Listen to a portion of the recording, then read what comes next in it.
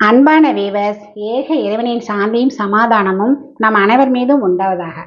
கருப்பு உளுந்து கஞ்சி. முழங்கால் வலியா, மூட்டு வலியா, உங்களுக்கு அதிகமான வலியா இருக்கா?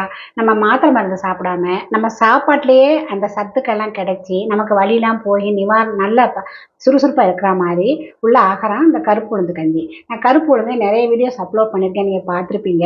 இது வந்து கஞ்சி, அதாவது ஒரே வகையா செஞ்சு கொடுக்கும்போது சாப்பிட்றதுக்கு கஷ்டமா இருக்கும். இந்த மாதிரி பல வகையில செஞ்சு கொடுக்கும்போது வீட்டில் எல்லாரும் விரும்பி சாப்பிடுவாங்க, நமக்கு உடம்புக்கு நல்ல சத்தும் கிடைக்கும்.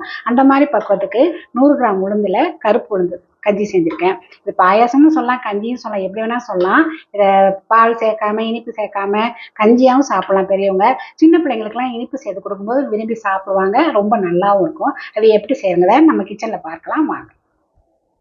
கருப்பு உளுந்து கஞ்சி செய்கிறதுக்கு இந்த கப்பில் 3/4 கப்பு, அதாவது 100 கிராம் அளவில் கப்பு இது. இதில் 3/4 கப்பு அளவுக்கு கருப்பு உளுந்து எடுத்திருக்கேன்.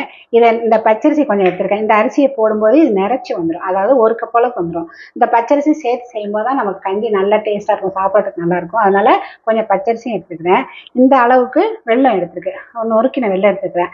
வெல்லம் சரி சேர்க்கும்போது நமக்கு இனிப்பு சரியாக இருக்கும், அந்த அளவுக்கு எடுத்துக்கிறேன். 1 டம்ளர் பசுவம்பாலை காய்ச்சி வச்சுருக்கேன், இதையும் சேர்த்துக்கலாம். முதல்ல உளுந்தை வறுத்து எடுத்துக்கலாம், அதாவது ரொம்ப கருகிடாமல் நல்லா வாசனை வர அளவுக்கு வறுத்து எடுத்துட்டு 2யும் வாஷ் பண்ணி வேக வைக்கணும். இதை முதல்ல வறுத்து எடுத்துக்கிறோம். உளுந்த சட்டியில் போட்டு வறுத்து எடுத்துக்கிறோம்.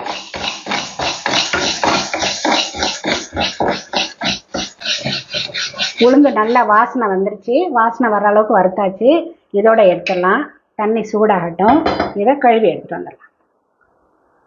கழுவின அரிசியையும் பருப்பையும் தண்ணியில் சேர்த்துருவோம்.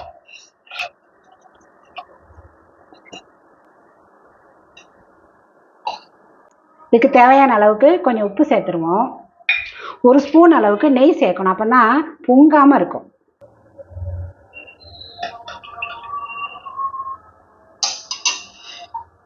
தண்ணி நம்ம எடுத்துக்கிற உளுந்த போல் 6 மடங்கு அளவு தண்ணி வச்சுருக்கேன்.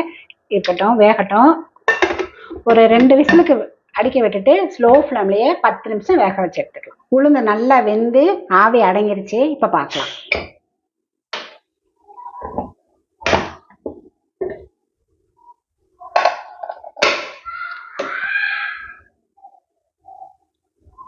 நல்லா வெந்துருச்சு பார்த்தீங்களா, நல்லா சாஃப்டாக வெந்துருச்சு.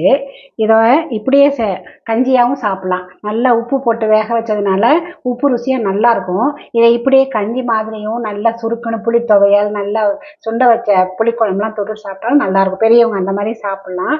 சின்னவங்களுக்கு அப்படி சாப்பிட மாட்டாங்க இல்லையா, அதனால அவங்களுக்கு நம்ம இனிப்பு சேர்த்து வெல்லம் சேர்த்து சாப்பிட கொடுக்கலாம். இப்போ இதை இந்த கொஞ்சம் வெல்லம் எடுத்து வச்சுருக்கோம்ல, இந்த வெல்லத்தையும் சேர்த்து நல்லா நசுக்கி விட்டுருவோம்.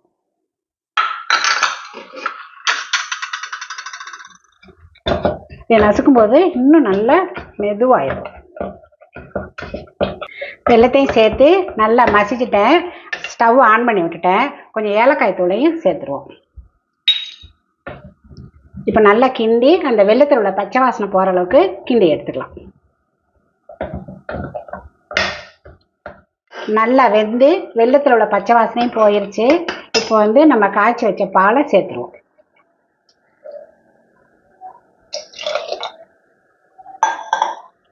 பாலையும் சேர்த்து ஒரு கொதிக்க விட்டுடலாம். இது பெரியவங்கலேருந்து சின்னவங்க வரைக்கும் எல்லாம் சாப்பிட்லாம், ரொம்ப நல்லது. குறுக்கு வலி, முழங்கால் வலி எல்லாத்துக்கும் ரொம்ப நல்லது. இதை நம்ம இப்படியே சாப்பிட்றலாம். சின்ன பிள்ளைங்க இந்த முந்திரி பருப்பை பார்த்தா தான் வேகமாக சாப்பிட ஓடி வருவாங்க, அதனால கொஞ்சம் முந்திரி பருப்பு வறுத்து வச்சுருக்கேன், அதையும் இதில் சேர்த்து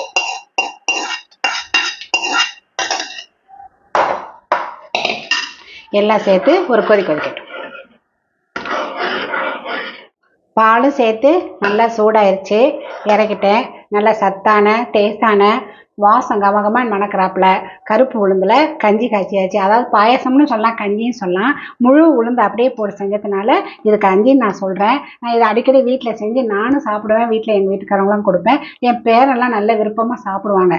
இது நம்ம என்ன தான் வேக வச்சாலும் இந்த கருப்பு தோல் இருக்குது பார்த்தீங்களா, இது கொஞ்சம் கரையாத மாதிரி தான் இருக்கும். அரிசியும் உளுந்தும் நல்லா கரைஞ்சிரும். ஆனால் அந்த தோலை நம்ம சாப்பிட்டு கீழே வேஸ்ட்டாக போட்டுறக்கூடாது, அதை நல்லா மென்று சாப்பிடணும். ஏன்னா அந்த தோலில் தான் நமக்கு சத்து நிறைய இருக்குது. அந்த நம்ம குறுக்கு இடுப்புக்கு முழங்காலுக்கெல்லாம் அந்த வலிக்குலாம் அந்த மூட்டுகளுக்கெல்லாம் பலம் கொடுக்குறது அந்த தோல் சத்து தான். அதனால இந்த மாதிரி பல வகையில் நம்ம செஞ்சு கொடுக்கும்போது வீட்டில் எல்லாரும் விரும்பி சாப்பிடுவாங்க. நமக்கு சத்து கிடைக்கும். டாக்டர்கிட்ட போய் முழங்கால் சத்துக்காக கால்சியம் டேப்லெட்லாம் எடுத்துக்கிற வேண்டியதே இல்லை. அடிக்கடி நம்ம இதை சாப்பாட்டில் சேர்க்கும்போது நமக்கு நல்ல எனர்ஜி கிடைக்கும். நல்லா இருக்கும். வீட்டில் எல்லாரும் விருப்பமும் சாப்பிடுவாங்க. நான் அடிக்கடி வீட்டில் செய்கிறது தான் உங்களுக்கு செஞ்சு காமிக்கிறேன். நானும் சாப்பிட்டுக்கிட்டே இருக்கிறேன். இதை அடிக்கடி செஞ்சு சாப்பிட்டுக்கிட்டே இருக்கிறேன். அதனால உங்களுக்கு செஞ்சு காமிக்கிறேன். ரொம்ப நல்லாயிருக்கும். நீங்கள் இதை செஞ்சு பாருங்கள். அப்போ தான் உங்களுக்கு டேஸ்ட் தெரியும். வாசம் கமகமன்னு இருக்கும். ரொம்ப நல்லாயிருக்கும். இதே மாதிரி நீங்களும் செஞ்சு பாருங்கள். பிடிச்சா லைக் பண்ணுங்கள், ஷேர் பண்ணுங்கள். இதே மாதிரி நாடினால் இன்னொரு புது வகை உணவோடு சந்திக்கிறேன். நன்றி.